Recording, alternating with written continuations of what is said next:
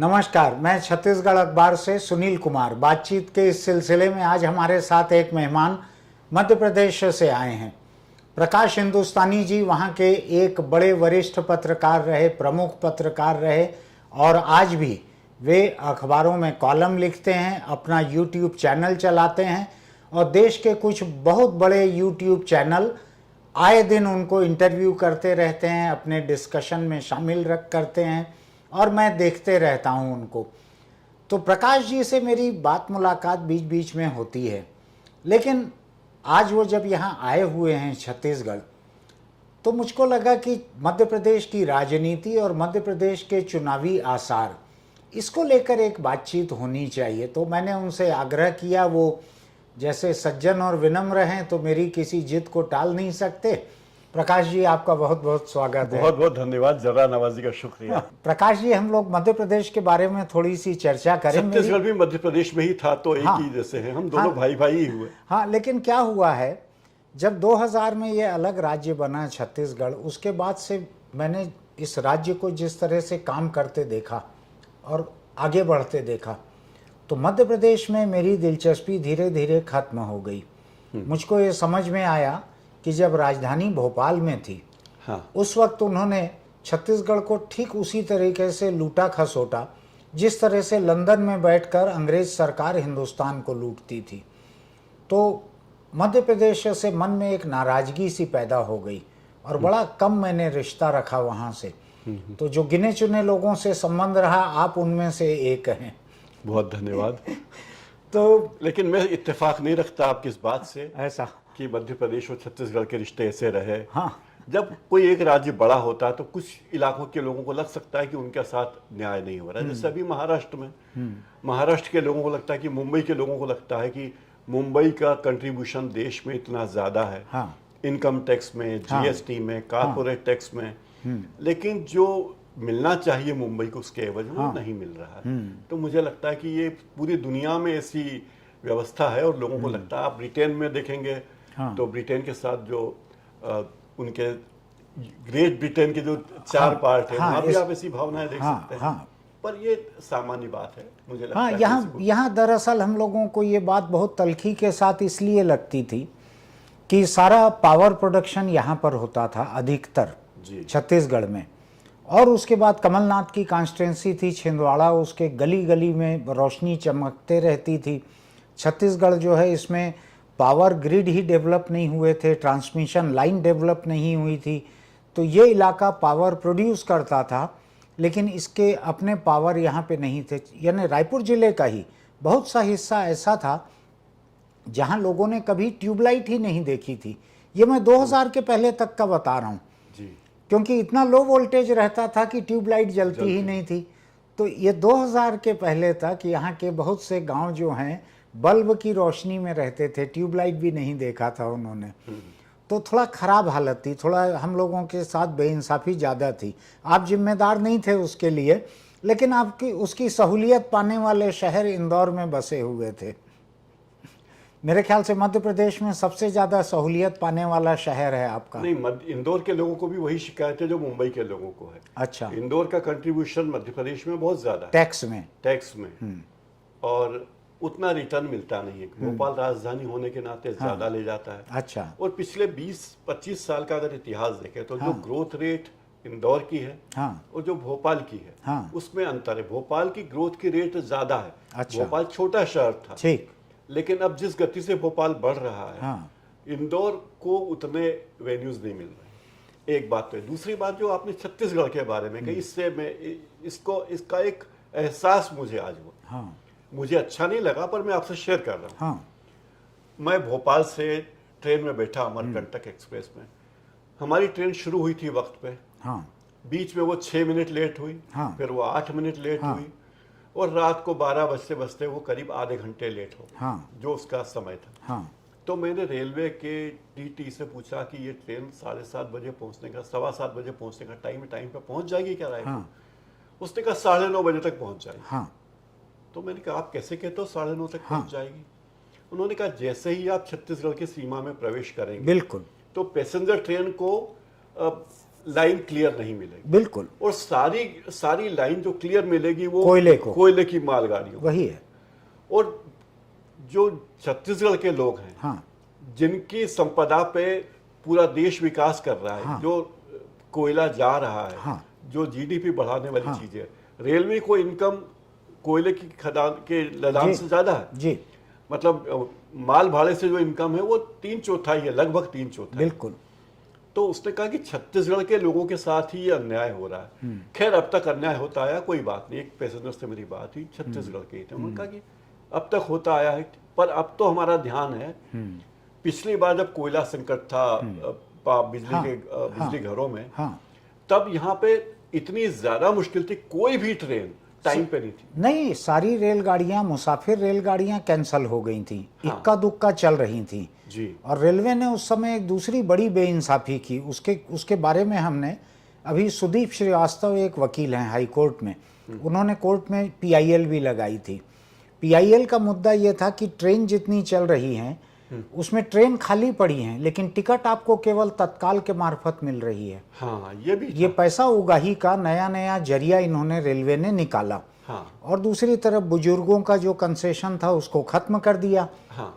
अब आप देखेंगे जो मुसाफिर ट्रेनें हैं उसमें जो ऑर्डिनरी डिब्बे जो लगते हैं नॉन एसी के, उनकी संख्या को एकदम कम कर दिया है और एसी की संख्या को बढ़ा दिया है। क्योंकि ऑर्डिनरी डिब्बे में इनको घाटा होता है, ऐसा इनका कहना है, जबकि होता नहीं है, क्योंकि उसमें जानवरों की तरह भर दिया जाता है। सवारियां होती। जो कैटल क्लास जो कहा था एक नेता ने, शशि थरूर ने कैटल क्लास, तो उस तरह से ठूंस दिया जाता है। तो अभी रेलवे जो है वो तो उसने हिंदुस्तान की रेलवे की पुरानी साख को तबाह कर दिया है। और वो एक अलग इंटरव्यू, मैं आपको लिंक भेजूंगा। मैं ये बात करूं कि जो कोयले को लेकर छत्तीसगढ़ के साथ जो नाइंसाफी हो रही है कि यहाँ की संपदा पे आप रेल चला रहे हैं, आपकी इनकम ज्यादा उससे है, और यहीं के लोगों की आप उपेक्षा कर रहे हैं। तो इस तरह की बहुत सारी चीजें इस देश में है जी। और मध्य प्रदेश छत्तीसगढ़ जब एक था, तब कुछ ही इलाकों के नेताओं का वर्चस्व रहा प्रदेश की राजनीति में, और छत्तीसगढ़ के भी 2-3 नेता थे उसमें, 3, लेकिन उन्होंने छत्तीसगढ़ की तरफ उतना ध्यान नहीं दिया, कभी नहीं।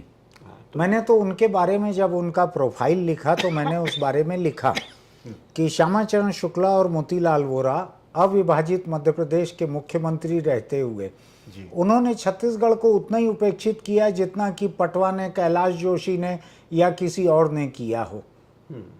यहाँ की उपेक्षा ही उपेक्षा हुई। एक वक्त ऐसा जरूर आया जब अर्जुन सिंह ने एक मेजर फैसला लिया तेंदुपत्ता के नेशनलाइजेशन का, राष्ट्रीयकरण का।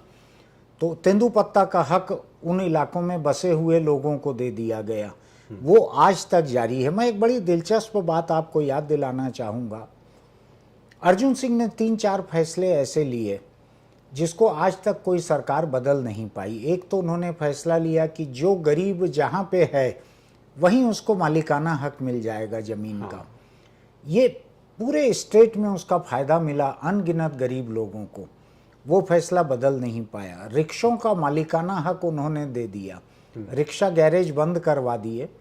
केवल कोई महिला पति खो चुकी है या कोई विकलांग है, केवल ऐसे ही लोग, कुछ रिक्शे सीमित संख्या में किराए पर चला सकते थे, बाकी हर रिक्शे वाले को मालिकाना हक मिल गया।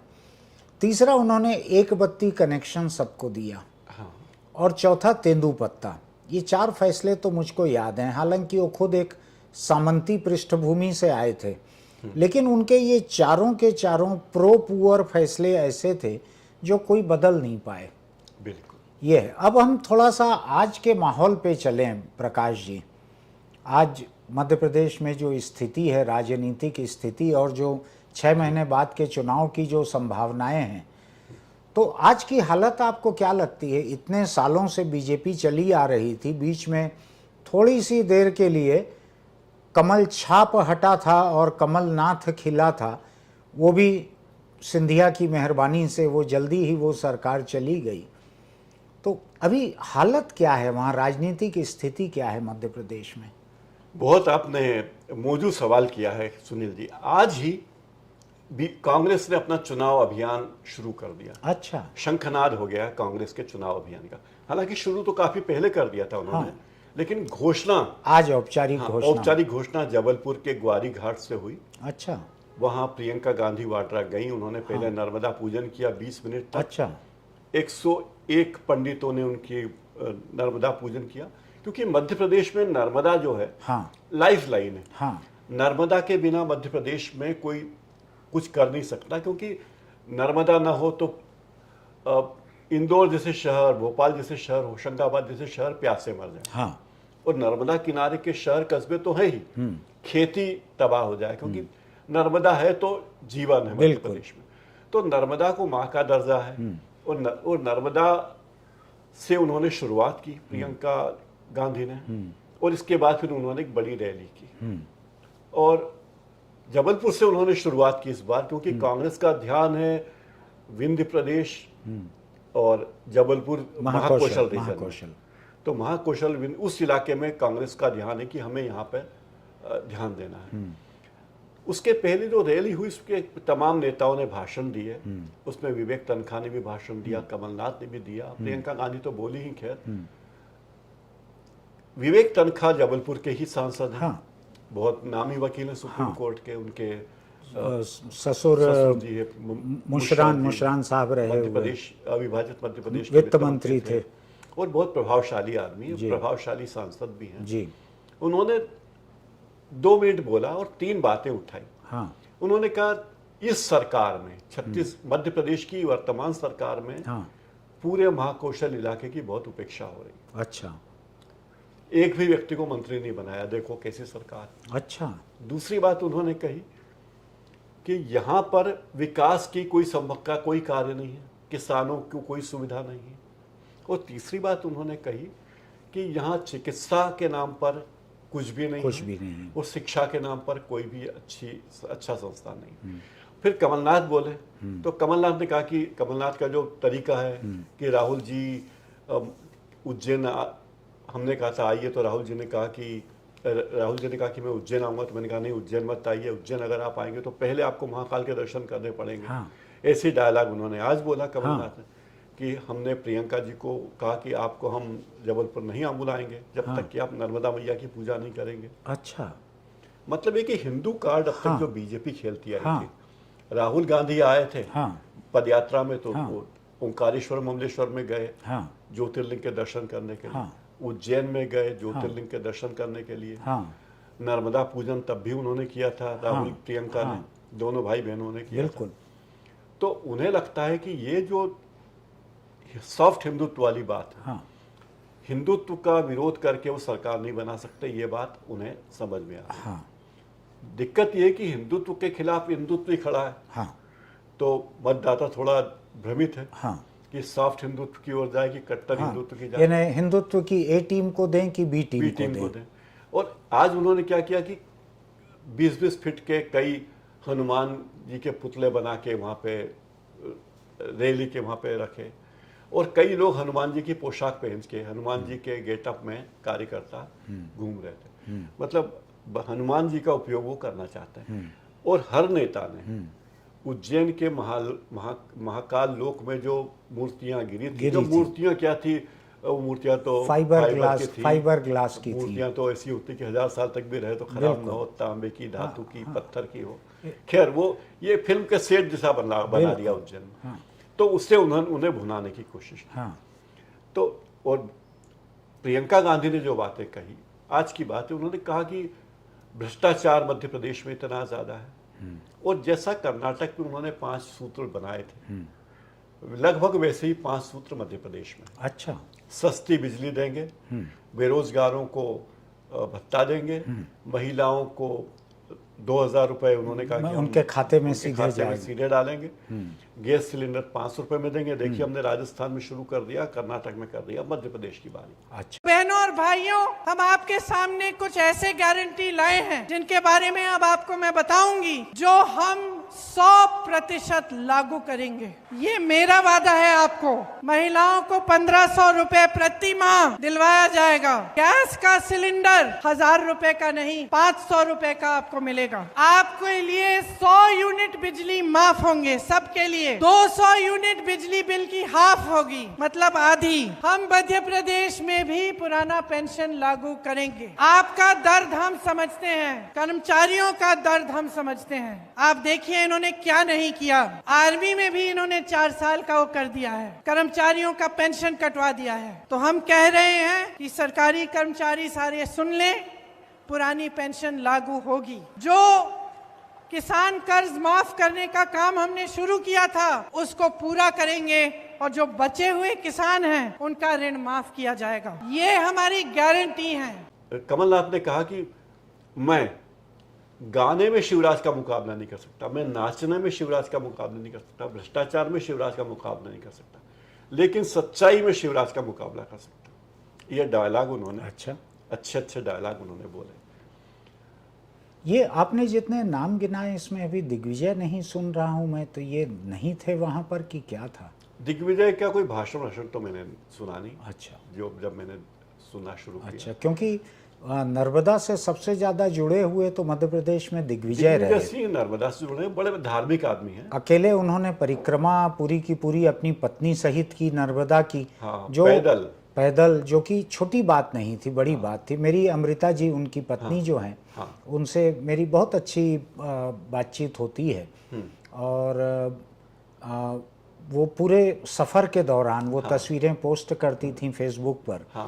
और दिग्विजय सिंह जाने किस बात से मुझसे नाराज़ हो गए थे, तो उन्होंने मुझको फेसबुक और ट्विटर पर एक समय ब्लॉक कर दिया था। मैं शायद कुछ असुविधाजनक सवाल पूछ लेता था उनसे, इसलिए।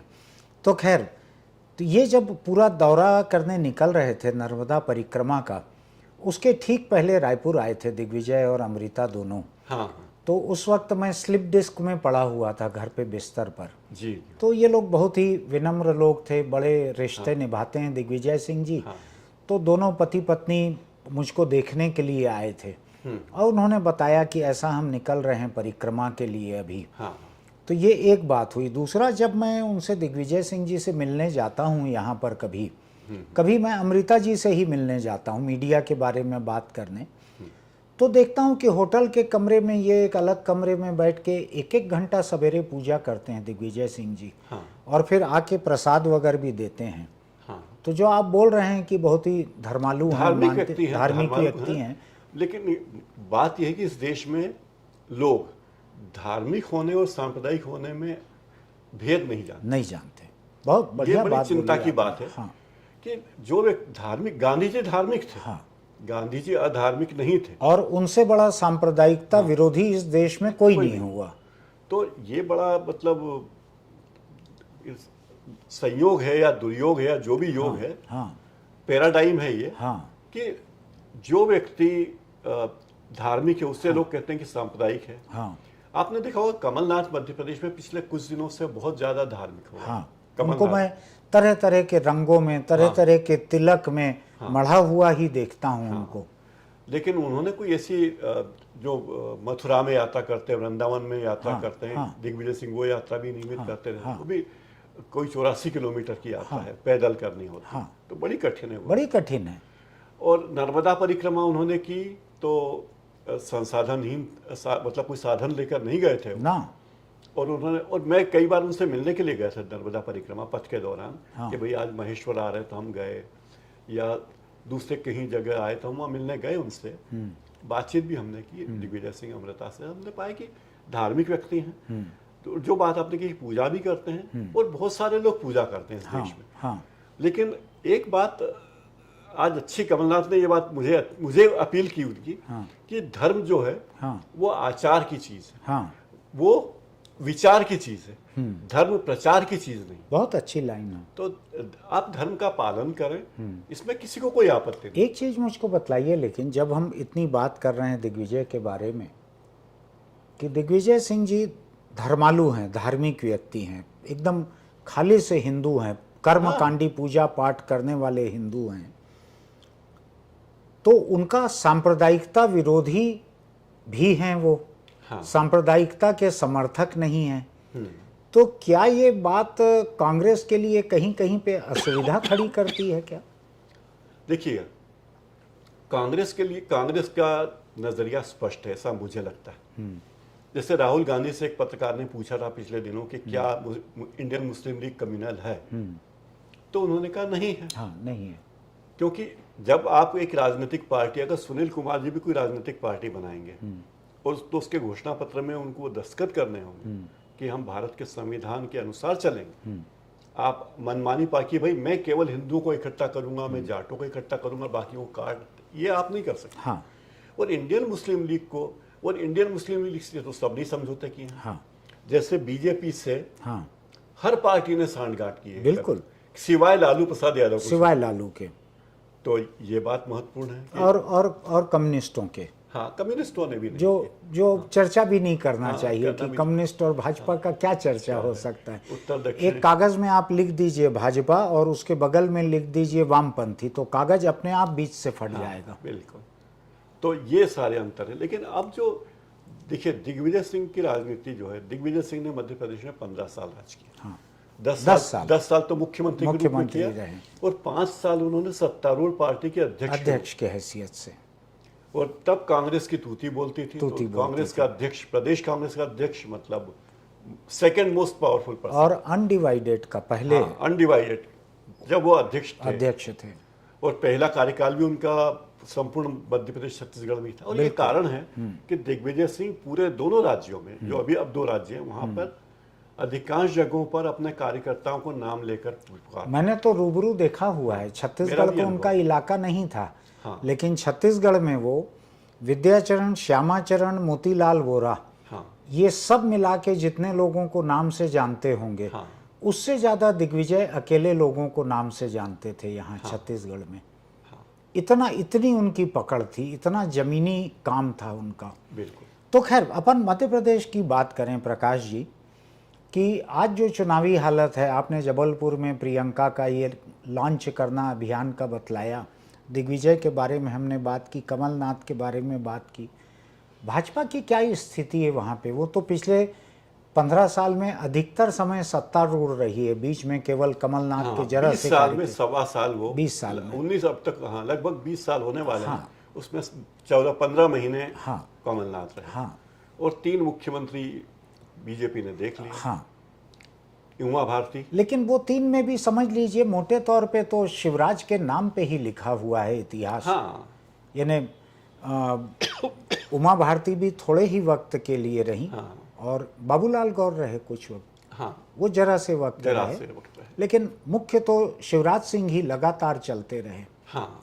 तो आज क्या हालत है इतने लंबे कार्यकाल के बाद, सत्ता के बाद में? शिवराज सिंह चौहान बहुत बड़े कलाकार हैं। अच्छा। कलाकार इसलिए कि वो बेहद नाटकीय हैं। हाँ।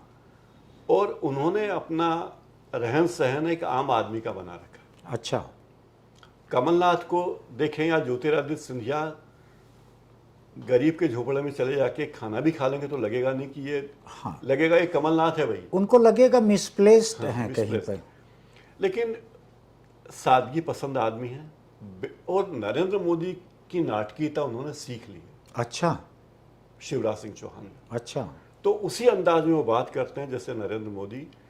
और एक और चीज उनकी है कि कई बार लगता है कि सरकार मध्य प्रदेश में शिवराज सिंह चौहान की नहीं बल्कि 3 या 4 ब्यूरोक्रेट्स की। अच्छा। और वे ब्यूरोक्रेट जैसा बोलते हैं, हाँ, पूरे प्रदेश में वही होता है। वही शिवराज सिंह चौहान करते हैं, वही सरकार करती है, वही मंत्री करते हैं। और ब्यूरोक्रेसी तो उन 4 अफसरों के आगे मतलब दंडवत रहती कि ये 3-4 अफसरों ने अगर कह दिया इनमें, तो मतलब शिवराज सिंह चौहान। मुझको ऐसा लग रहा है कि आप रमन सिंह का आखिरी कार्यकाल डिस्क्राइब कर रहे हैं, जिसके बारे में पूरे प्रदेश में ये जन धारणा थी। मैं सच्चाई की बात नहीं करता, जन धारणा ये थी कि ये 4 अफसर जो हैं यही रमन सिंह की सरकार चलाते हैं। इनमें से कोई एक अफसर कह दे कि हाँ ये काम हो जाएगा, तो हो जाएगा। रमन सिंह कहें हो जाएगा तो हो भी सकता है और नहीं भी हो सकता है। तो ये 5 साल आखिरी का रमन सिंह के कार्यकाल का बिल्कुल ऐसा ही था जैसा आप बतला रहे हैं। तो इसके कारण हुआ ये कि मध्य प्रदेश में बहुत ज्यादा असंतोष है बीजेपी वालों में। और मध्य प्रदेश में बीजेपी बहुत सारी हो गई है। एक बीजेपी है आरएसएस वाली, हाँ, जो खांटी आरएसएस के लोग हैं, जनसंघ के जमाने में थे, फिर बीजेपी बनी तो बीजेपी में आ गए, वो और उनके बच्चे, वो बीजेपी है। यानी जिनका एटीट्यूड शायद ये रहता होगा, हम उस जमाने के हैं जब ₹1.25 शेर में घी मिलता था। हाँ, और या सेव परमल खा के हमने तो पार्टी का काम किया। वो बेसिक कार्यकर्ता थे संघ वाले। वही जनसंघ आया बना तो उसमें चले गए, फिर बीजेपी बनी तो उसमें। दूसरी बीजेपी है मध्य प्रदेश में भारतीय जनता पार्टी के कार्यकर्ता, अच्छा, जो संघ में तो नहीं है, उनके बाप दादा संघ में नहीं है, लेकिन दरी फट्टा उठाने लगे, पार्षद का चुनाव लड़ने लगे, भीड़ इकट्ठी करने लगे, वो थे। और अब तीसरी कांग्रेस बन गई है बीजेपी महाराज वाली, जो कांग्रेस से आए हैं। आहा, तो मध्य प्रदेश में तीन ये इम्पोर्टेड है। तो 3 बीजेपी हो गई।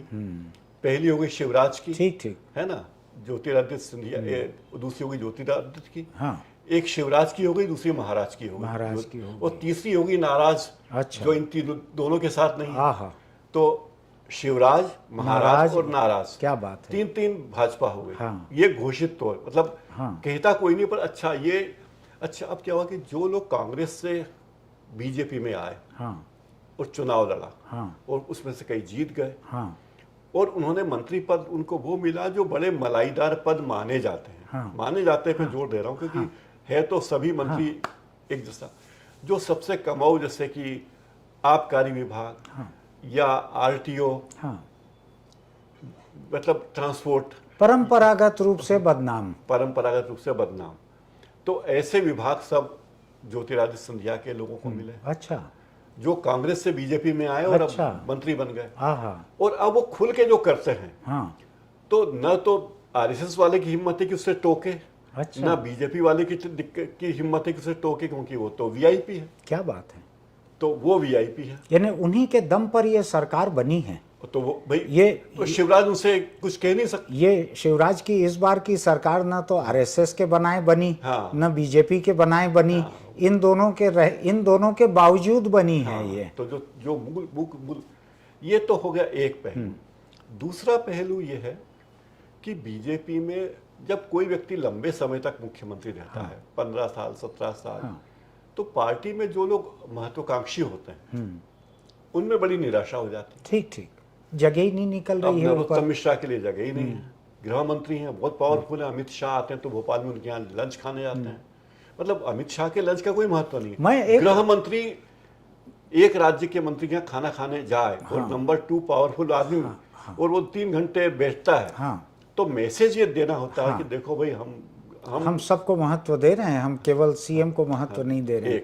मुझको एक बड़ी दिलचस्प चीज याद आ रही है। आपने जो कहा ना कि वैक्यूम नहीं है ऊपर, तो लोगों में नीचे की लीडरशिप में निराशा होती है कि हमारी तो जगह ही नहीं है। अब कैलाश विजयवर्गीय की जगह, यहाँ पर श्यामाचरण जी राजिम से चुनाव लड़ते थे, और उनके बेटे अमितेश शुक्ला जवान हो गए थे, लड़ना चाहते थे, उम्र हो गई थी, हसरत जो है वो उमड़ घुमड़ रही थी, ऐसे समंदर की लहरों जैसे ऊपर जा रही थी अमितेश की हसरतें, और श्यामाचरण जी लड़ना बंद ही नहीं करते थे राजिम से। तो इनको लगता था कि ये कब रिटायर होंगे, ये अगर यही लड़ते रहेंगे तो मेरी तो उम्र निकल जाएगी। ये जवान से अधेड़ हो गए थे अमितेश शुक्ला, जब इनको पहली बार लड़ने का मौका मिला। तो ये बात सही है कि अगर शिवराज ही 15-17 साल तक रहेंगे, तो नरोत्तम मिश्रा हो या कैलाश विजयवर्गीय हो या और कोई भी हो, नरेंद्र सिंह तोमर कहाँ जाएंगे, हाँ, तो इनकी बारी आएगी कैसे और कहाँ से आएगी। तो अब क्या स्थिति है?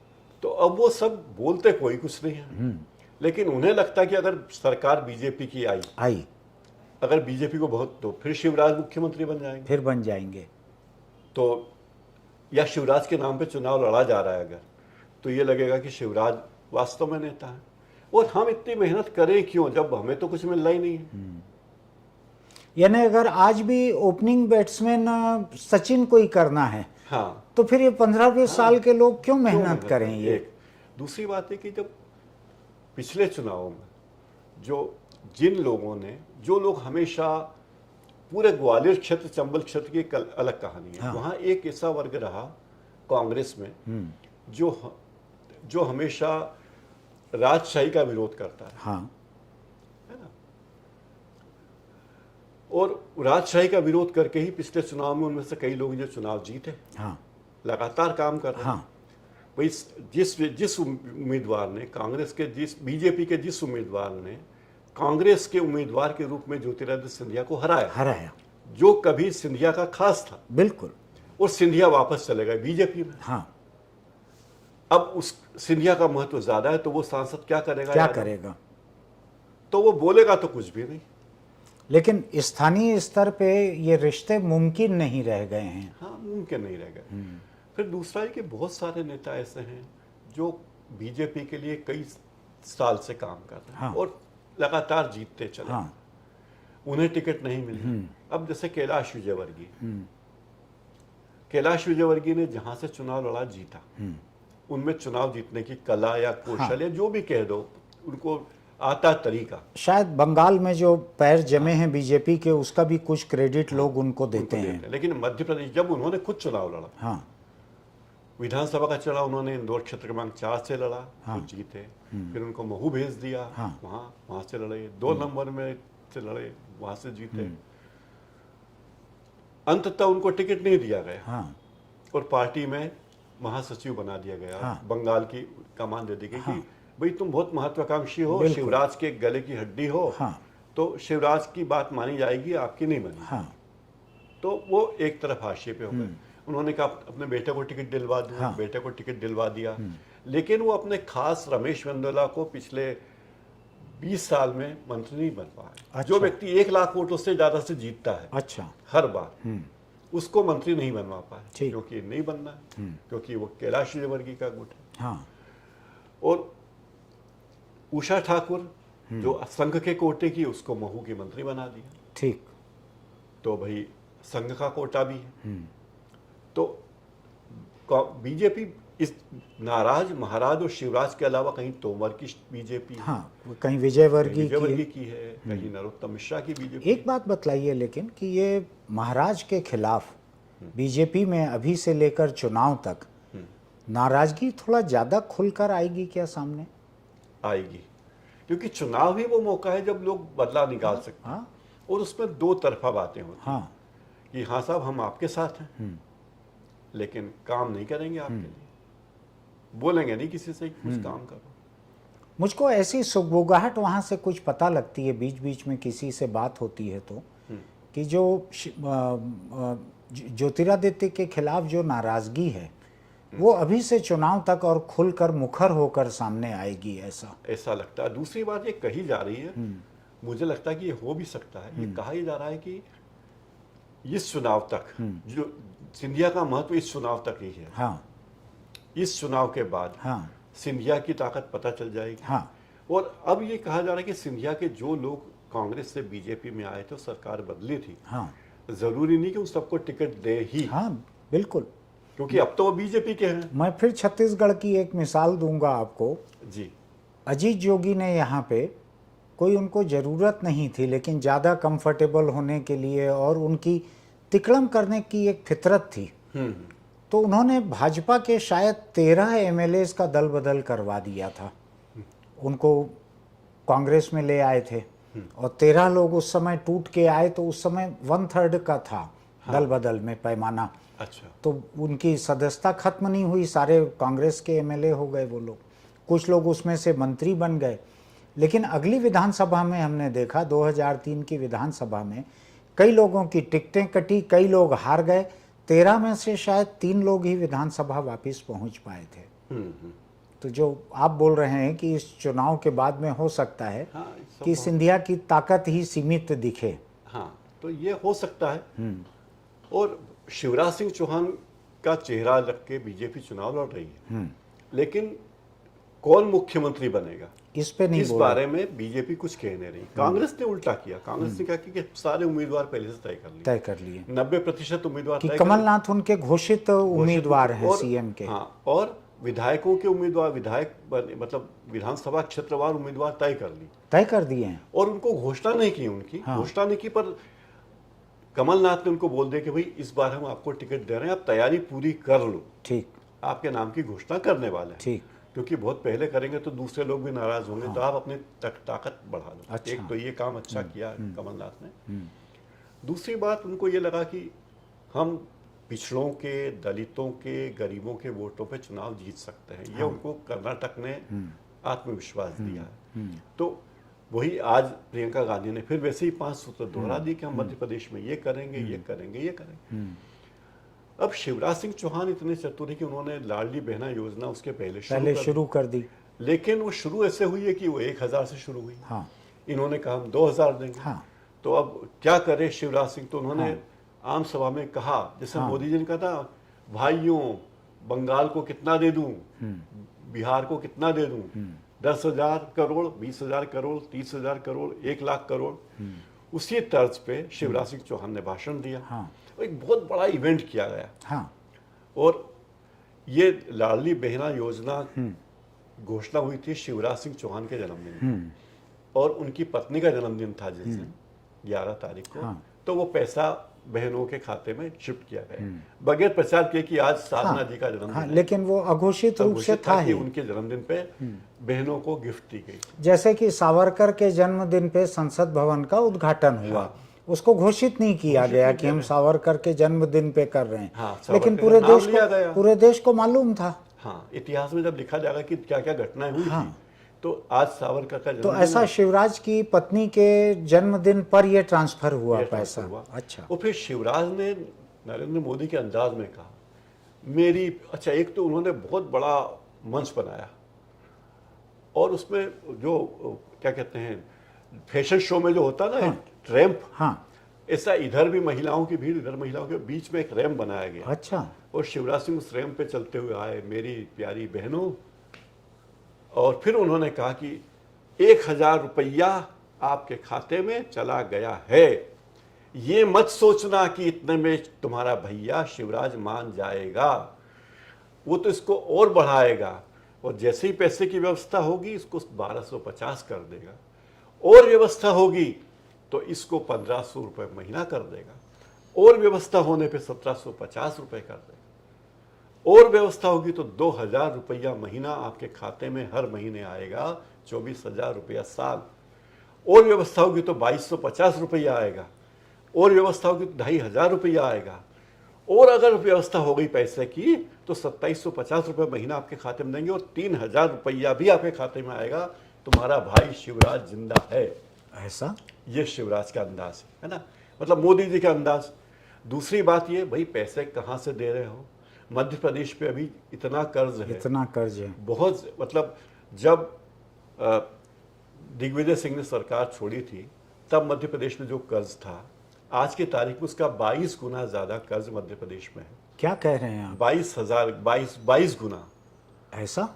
जब शिवराज जब अच्छा, मैं अभी एक आंकड़ा पढ़ रहा था, मैं उसकी ऑथेंटिसिटी नहीं जानता, लेकिन जो आप बतला रहे हैं कि 65 साल में हिंदुस्तान में कुल जितना कर्ज लिया था सरकारों ने, 55,000 करोड़, तो अभी शायद 1,55,000 करोड़ तो अभी पार कर गए हैं ये 9 साल में। 9 साल में, और अब वो 1,95,000 करोड़ से अधिक होने वाला है। तो ये अब जो शिवराज मोदी के अंदाज में चल रहे हैं, वो इस मामले में भी वही अंदाज दिख रहा है, और नाटकीयता के अंदाज में भी कि अब लेकिन मुझको एक चीज बतलाइए प्रकाश जी, कि भाजपा की गुटबाजी, भाजपा का ये सब तो हमने चर्चा की डिटेल में, कांग्रेस की गुटबाजी का क्या हाल है? क्या दिग्विजय सिंह बिल्कुल ही महत्वाकांक्षा विहीन हो गए हैं? क्या राहुल सिंह बिल्कुल ही घर बैठ गए हैं? क्या कांग्रेस में कमलनाथ के मुकाबले किसी की महत्वाकांक्षा नहीं बची है? समझौता हो गया है, सब में समझौता हो गया है। ये कैसा? भाई दोनों नेता मध्य प्रदेश के जो बड़े नेता हैं, उनको अपने पुत्रों की चिंता है। अच्छा। दोनों 75 पार हैं। हाँ, है ना। हाँ। और इस चुनाव के बाद अगले चुनाव में उन्हें कोई पूछेगा नहीं, यही चुनाव है उनका आखिरी, उनके सक्रिय राजनीति का। हाँ। फिर इस और दूसरी बात है, दोनों ही नेता हाँ। अपने बेटों के स्थापना के लिए प्रतिबद्ध हैं। आप दिग्विजय और कमलनाथ का दोनों की बात करते हैं। हाँ। बात यह है कि ज्योतिरादित्य सिंधिया को मुख्य कष्ट इसी से था। हाँ। और इन दोनों नेताओं को ज्योतिरादित्य से मुख्य कष्ट ये था कि ज्योतिरादित्य 50 साल के हैं, कि उसके रहते हुए हमारे बेटों का कोई भविष्य राजनीति में स्थापित नहीं हो पाएंगे। तो सारी महत्वपूर्ण सारे जो थे, इन्होंने शिवराज ज्योतिरादित्य को बहुत परेशान किया, दोनों नेताओं ने कांग्रेस के। हाँ। और परेशान ऐसे किया कि वो जो काम कहे वो काम नहीं होना। अच्छा, अगर ये कमलनाथ की सरकार के रहते हुए, क्योंकि कमलनाथ और दिग्विजय हो गए थे एक गुट, और वो बच गए थे अकेले गुट, और यंग थे, उनके चेहरे पे चुनाव लड़ा गया। तो जो भी काम बोले ज्योतिरादित्य, वो काम नहीं करना, ये इन्होंने तय किया। ज्योतिरादित्य ने कहा कि मुझे भोपाल में एक बंगला दे दो, उन्होंने बंगला पसंद किया, वो उसको उन्होंने नहीं दिया। जो सबसे बदमाश शब्द कह रहा हूँ, जो ऐसे आईएएस जो नेता की बात सुनते ही नहीं, उन्हें उनके इलाके में बना दिया, उनके प्रिय मंत्रियों के उसमें दे दिया। कहा कि आप डिप्टी सीएम बन जाओ, जैसे सचिन पायलट बने थे, तो ज्योतिरादित्य ने कहा कि मुझे डिप्टी सीएम नहीं बनना है, क्योंकि ऐसा कोई पद है ही नहीं डिप्टी सीएम। राहुल गांधी ने चिट्ठी लिखी, प्रियंका ने चिट्ठी लिखी कमलनाथ को कि ज्योतिरादित्य सिंधिया को प्रदेश कांग्रेस का अध्यक्ष बना दो। कमलनाथ का दुस्साहस, उन्होंने चिट्ठी उठा के कचरे के डब्बे में डाल दो। ऐसा ये भी हो गया। लोकसभा चुनाव में ज्योतिरादित्य अपने आप तो हारे नहीं है, सब जानते हैं। बिल्कुल, जो इतने उसके इलाके की सीट थी, पिताजी जीतते थे, अपने आप तो हारे नहीं है, ये भी बात वो जानते हैं। इसके बाद जब दिल्ली में जो बंगला उस बंदे का था, है ना, अगर वो राज्यसभा के सदस्य बनते तो वो बंगला जिसमें उसके पिताजी रहते वो जारी रहता। उन्होंने कहा कि ये बोले प्रियंका गांधी मध्य प्रदेश से चुनाव लड़ेगी राज्यसभा, और एक सीट तो दिग्विजय की, दूसरी के बारे में कह नहीं सकते। कोरोना चालू हो गया, तो उसके एक मंत्री हम स्वास्थ्य विभाग के मंत्री थे, तुलसीराम सिलावट, उन्होंने प्रस्ताव दिया कि पीतमपुर में फलाने व्यक्ति की फैक्ट्री है, उनसे इतनी दवाइयां हम खरीद लें। अच्छा, वो सस्ते में दे देंगे, बिल कर दो।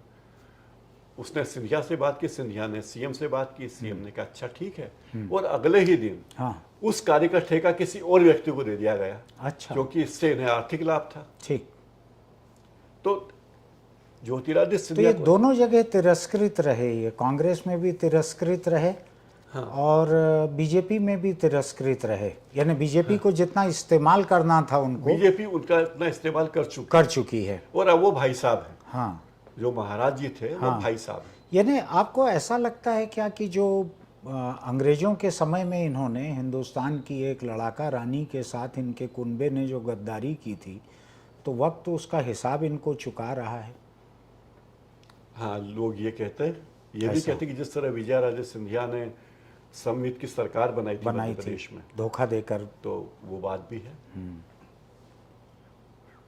एक बात है, दूसरी बात नहीं, और सुभद्रा कुमारी चौहान की जो कविता में इनकी गद्दारी का जिक्र है, बिल्कुल। मैं चूंकि ग्वालियर से बहुत दूर हूँ, इसलिए मैं खुली बात कहना अफोर्ड कर पा रहा हूँ। उन्होंने कहा ही कि सिंधिया, अंग्रेजों के मित्र सिंधिया ने छोड़ी राजधानी थी, बूढ़े भारत में भी आई, फिर से नहीं जाओ। तो ये उस समय का कुछ हिसाब किस्मत चुकता कर रही है क्या? दूसरी बात ये है कि अब लोग राजनीति में बहुत लंबे समय की नहीं सोचते। मेरा तात्कालिक लाभ क्या है, इस पे ज्यादा रुचि। और आप देखिए कि भारत की नीतियां भी वैसी बदलती जा रही हैं। पिछले 10 सालों 9 साल में तो बदली। हमारी विदेश नीति में जो बात है वो कहाँ है? अब तो हमारे प्रधानमंत्री ऑफिशियल जाके बोलते हैं कि अगली बार ट्रम्प सरकार, और फिर ट्रम्प हार जाता है। तो ये सब चीजें, तो अब हमने वो पुरानी सब चीजों को तिलांजलि दे दी है। उन बातों की तरफ हमारा कोई ध्यान नहीं है। और मध्य प्रदेश, ये नई स्टाइल चल रही है, ये नई स्टाइल चल रही है। दूसरी बात है कि सरकारें, यानी तुरंत चुकारा, तुरंत दान महाकल्याण। हाँ, ये धमतरी में एक वो है मंडी समिति जो है, उस मंडी समिति का नाम है तुरंत चुकारा समिति। आप धान लेके जाओ, बेचो, और आनन फानन आपको तुरंत पैसा मिल जाता है। उसका नाम ही है तुरंत चुकारा समिति। तुरंत चुकारा यहाँ भी चल रहा है, तुरंत चुकारा करिए। तो ये राजनीति, तो अब और इनकी क्या स्थिति है? जो अर्जुन सिंह के बेटे राहुल सिंह या अजय सिंह, शायद 2 नाम थे उनके, वो हैं, और 1-2 नेता वहाँ पे होंगे, और कांग्रेस के या सुभाष यादव के पुत्र हैं, सुभाष यादव के बेटे हैं। तो ये लोग क्या अब मुख्य धारा से किनारे किनारे बैठे हैं? एक बात देखिएगा, पिछले 10 सालों में हमारी राजनीति में एक बहुत बड़ा बदलाव आया। बदलाव ये आया कि चुनाव वही लड़ सकता है जिसके पास अकूत संपदा। ऐसा, अगर आपको विधानसभा का चुनाव लड़ना है और आप 4-5 करोड़ रुपए खर्च कर सकते हैं, तो ही आप मैदान में उतरिए, और मैदान में उस पार्टी से जो कि प्रमुख पार्टियां हैं, हाँ। कांग्रेस या बीजेपी, हाँ, वरना तो आपके पैसे डूबने वाले जो हैं। पैसे डूबने वाले हैं। अगर आप इन दो पार्टियों में से भी उम्मीदवार हैं तो 5 करोड़ रुपए खर्च करने की हैसियत है तो आपको टिकट मिलेगा, और आपके जीतने की कोई गारंटी नहीं। तो इस कारण क्या हुआ कि जो लोग पैसे खर्च नहीं कर सकते वो पीछे हट गए। अब लोग ये बोलते हैं, इसका कोई सैद्धांतिक बात लिखी हुई तो बात नहीं है कि भाई कमलनाथ क्यों सीएम बने। दिग्विजय तो खैर खारिज हो चुके थे कांग्रेस की राजनीति में, क्योंकि जब ये बात हुई कि अगर तीनों के चेहरा सामने रख के चुनाव लड़े, सरकार बनी, अगर बहुमत आया तो कौन बनेगा। हाँ, तो कहा गया कि सब वो बनेगा जो पैसे खर्च करेगा चुनाव लड़ने के लिए। अच्छा, भाई जो जिस व्यक्ति ने पैसे खर्च किए चुनाव लड़ने के लिए वो मुख्यमंत्री बना। हाँ, आपके पास पैसा है हाँ। तो आप पार्षद बन जाइए, और ज्यादा पैसा है तो पार्षद का चुनाव लड़ लीजिए, विधायक का चुनाव लड़ लीजिए, और पैसा है तो लोकसभा का चुनाव लड़ लीजिए, और पैसा है तो आप राज्यसभा में चले जाइए चंदा देके। हाँ, ये हो गई राजनीति। तो पैसे एक बड़ा दुर्भाग्यपूर्ण है कि भारत की राजनीति में पैसे का महत्व इतना ज्यादा हो गया कि आज की तारीख में कोई लाल बहादुर शास्त्री चुनाव नहीं जीत मैं छत्तीसगढ़ की एक अफवाह का जिक्र करना चाहूँगा यहाँ पे। मेरे पास उसका कोई सबूत नहीं है, पुख्ता जानकारी भी नहीं है, किसी ने मुझको रूबरू कहा भी नहीं है। लेकिन यहाँ पर ये चर्चा है, जो पिछला विधानसभा का चुनाव हुआ उस वक्त तो कांग्रेस यहाँ 15 साल विपक्ष में रह के आई थी। भूपेश बघेल पार्टी के अध्यक्ष थे प्रदेश के, और टी.एस. सिंहदेव जो हैं उन्होंने घोषणा पत्र बनाने में बड़ा कंट्रीब्यूट किया था, ऐसा माना जाता है। ये भी कहा जाता था कि ये जय बीरू की जोड़ी है ये, ऐसा भी कहा जाता था। उस वक्त एक चर्चा थी कि टी.एस. सिंहदेव ने अपने निजी संपत्ति में से काफ़ी कुछ पैसा पार्टी को दिया था यहाँ चुनाव लड़ने के लिए। इसको कोई मानता नहीं है, मेरे सामने किसी ने मंजूर नहीं किया है, लेकिन ऐसी चर्चा थी यहाँ पर। लेकिन उस वक्त ये हो नहीं पाया यहाँ कि जिसने पैसा खर्च किया है वो मुख्यमंत्री बन जाए। अगर उन्होंने किया होगा तो नहीं बन पाए थे वो। लेकिन खैर अपन मध्य प्रदेश की बात करें। ये बात तो है कि अब भाई आप ये देखिए कि अशोक गहलोत गुजरात के प्रभारी रहे, जबकि उनके राज्य में इतनी उथल पुथल थी। क्यों रहे प्रभारी? क्योंकि वहां से वो पैसा दे रहे थे। अब कांग्रेस थोड़ी कंफर्टेबल पोजीशन में है क्योंकि कांग्रेस के पास 4 राज्य। भूपेश बघेल 3 जगह प्रभारी रहे इस तरह से। हाँ, एक असम में, एक उत्तर प्रदेश में, एक हिमाचल में, आपको ध्यान होगा। हाँ, बिल्कुल। और इन तीनों जगह के बारे में ये बार बार कहा जाता था कि वहाँ रुपए पैसे का सब इंतजाम भूपेश बघेल करते हैं। और एक चर्चा ये भी होती थी कि कांग्रेस जो है छत्तीसगढ़ को एटीएम के तरह इस्तेमाल करती है, क्योंकि उसके पास कुल 2 ही राज्य रह गए थे, राजस्थान और छत्तीसगढ़। ये कर्नाटक तो अभी उनके हाथ में आया। अब कर्नाटक में उनके हाथ में, कांग्रेस के हाथ में एक पूरा बैंक आ गया है। अब उनको किसी एक एटीएम की जरूरत नहीं रह गई है। तो भूपेश बघेल और छत्तीसगढ़ थोड़ा राहत की सांस भी ले सकते हैं, ऐसा लोगों का मानना है। सही कि वो पूरा बैंक मिल गया है कांग्रेस को, कर्नाटक इतना बड़ा है। हाँ, और यही तो बात है, लोग कहते हैं कि शिवराज सिंह क्यों बने हैं मुख्यमंत्री। हाँ, उसके पीछे भी कारण मैं 2 चीजें जानना चाहता हूँ। तो क्या पिछले चुनाव में कमलनाथ ने रुपए पैसे खर्च किए, उसका इंतजाम किया, ऐसा कुछ आपका कहना है? ऐसा कहा जाता है। ऐसा कहा जाता तो है नहीं कि इतने पैसे दिए उन्होंने। हाँ, लेकिन ऐसा कहा जाता है उन्होंने काफी कि चुनाव का खर्च उन्होंने कम या ज्यादा हद तक उठाया। मैं एक दूसरी चीज याद करना चाहता हूँ। जिस वक्त मोदी प्रधानमंत्री बने, आपको याद होगा वो वक्त, मोदी के प्रधानमंत्री बनने के कुछ महीने पहले, 6 महीने पहले, शिवराज सिंह दोबारा मुख्यमंत्री बन के आए थे। और फिर जो आम चुनाव हुआ था, उस आम चुनाव के पहले शिवराज का जो चुनाव था राज्य विधानसभा का, उसमें कहीं मोदी की फोटो वगैरह पोस्टर में नहीं लगी थी। ऐसा एक मुद्दा बना था कि शिवराज एक किस्म से हेठी कर रहे हैं मोदी की फोटो अवॉइड कर रहे हैं लगाना। हुआ ये था कि आडवाणी जी ने एक भाषण में कहा था कि अगर नरेंद्र मोदी 3 बार के सीएम हैं, तो शिवराज सिंह चौहान भी उन्हीं के समकक्ष हैं और उतनी योग्यता रखते हैं। तो ये बात शायद मोदी जी को चुभ गई होगी, और यही कारण है कि आजकल मध्य प्रदेश में हर फोटो में मोदी जी भगवान की तरह, गणेश जी की तरह होते हैं, और ये चूहा जैसे रहते हैं।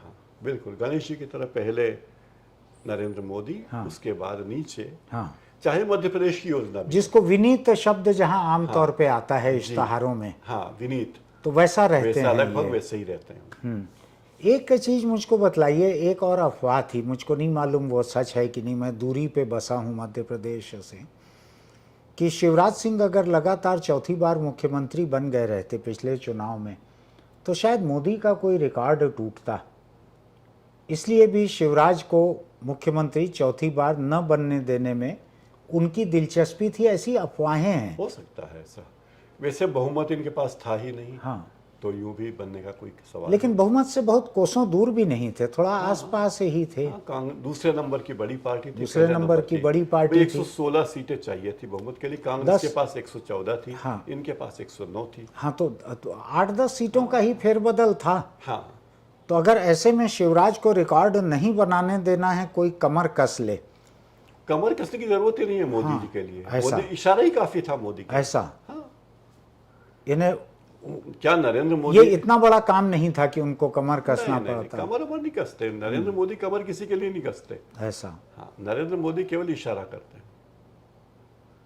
तो ये उस समय मध्य प्रदेश में किसी ने नहीं सोचा था कि ये शिवराज जो है रिकॉर्ड तोड़ने जा रहा है मोदी का, शायद इसलिए भी इसका हार जाना जायज है या सही नहीं है? नहीं, एक बात देखिए, 2003 में जब बीजेपी सत्ता में आई, हाँ, तब बीजेपी ने और आरएसएस ने 6 महीने तक लगातार मेहनत की। और मेहनत कैसे की, उन्होंने उमा भारती को घोषित किया कि साध्वी उमा भारती मध्य प्रदेश की मुख्यमंत्री बनने के लिए आ रही। हाँ, और पूरे मध्य प्रदेश में उमा भारती ने हेलीकॉप्टर से दौरे किए, क्योंकि बीजेपी के पास पैसे थे। हाँ, और हेलीकॉप्टर से दौरे करने का मतलब मध्य प्रदेश में बहुत ज्यादा है, जैसे अच्छा। धार, झाबुआ, बड़वानी, इन आदिवासी इलाकों में कोई व्यक्ति अट्रैक्शन है वो। चील गाड़ी से आए, चील गाड़ी बोलते हैं उसको, तो हेलीकॉप्टर देखने ही लोग 10-20 हजार इकट्ठे हो जाते हैं। और साध्वी है, तो साध्वी के लोग पैर छू लेते हैं कि साध्वी जी हैं, ठीक, मतलब डायरेक्ट कनेक्शन इनका भगवान से, ये ना भगवा रंग सम्मान का रहता है। भगवान के सम्मान का। अब हम देख भी चुके हैं कि बिकनी अगर कोई भगवे रंग की बना ले तो कितना बवाल हो जाता है देश में। तो तब बीजेपी को 3/4 सीटें आई थी, 165 सीटें आई थी 230 में। हाँ, आप कल्पना कीजिए।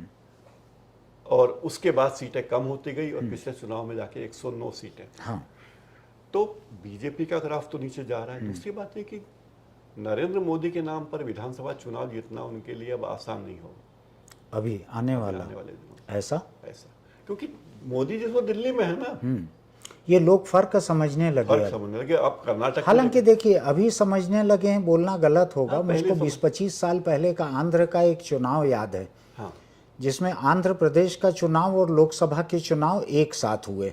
एक दिन एक पोलिंग बूथ, हाँ, वोटर जाता था भीतर, अपना जाता था या जाती थी, हाँ, और वहां जाकर उनको 2 बैलेट मिलता था, हाँ, कि ये लोकसभा का बैलेट है, ये विधानसभा का बैलेट है।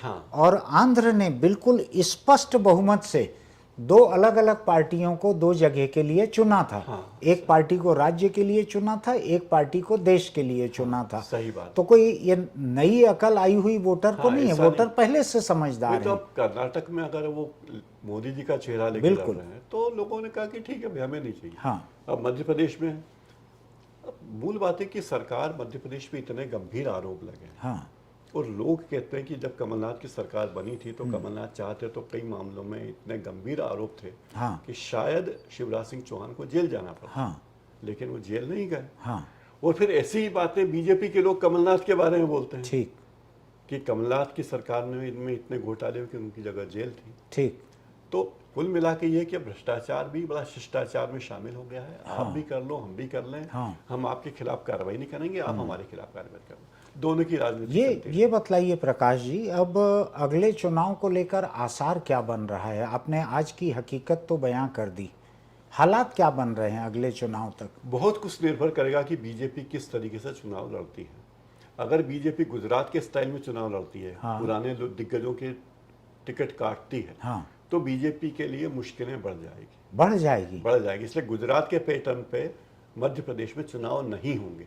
अच्छा, ये पुराने दिग्गज यानी अंधाधुंध टिकटें काट दें ऐसा नहीं ऐसा होगा? नहीं होगा। अच्छा, अंधाधुंध जनसंहार नहीं होगा भाजपा में? भाजपा में जनसंहार नहीं होगा। अच्छा, तो इससे क्या है कि पार्टी थोड़े लोगों को संतुष्ट करने में कामयाब हो जाएगी, ऐसा लगता है। लेकिन बहुमत जिस तरह से पिछली बार सरकार बनी थी, या 116 नंबर लाना इतना आसान बीजेपी के लिए भी नहीं और कांग्रेस के लिए तो है ही नहीं। अच्छा, तो मुकाबला अच्छा रहेगा, मुकाबला ऐसा अच्छा आसार रहेगा, है। और कौन लोग मैदान में आते हैं इस पे तय होगा। ये इनकी बात फिर छूट जा रही है।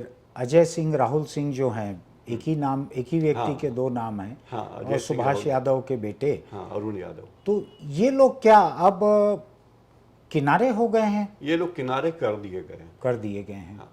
इनके लिए ऊपर अभी कोई स्कोप फिलहाल नहीं कोई है। स्कोप नहीं है, क्योंकि इन दोनों को के पीछे बहुत सारा अपना समर्थन है। हाँ, उनका जातीय समीकरण बहुत है। हाँ। उनके कारोबारी समर्थक बहुत ज्यादा हैं।